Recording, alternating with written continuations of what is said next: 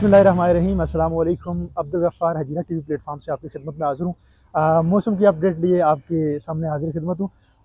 मौसम गुज़श्ता 5 दिनों से हजीरा शहर का अबर आलूद होने के साथ साथ हल्की बारिश भी जारी है। बारिश का ये सिलसिला कभी हल्की बारिश है, कभी शदीद मूसलाधार बारिश है, लेकिन जारी है। आज सुबह से हल्की बारिश का ये सिलसिला जारी है और तवक्को ज़ाहिर की जा रही है कि अगले दिनों भी यानी कल भी बारिश महकमा मौसमियात के मुताबिक बताई जा रही है।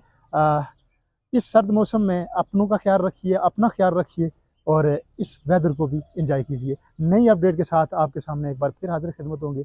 अल्लाह आपका हामी व नासर।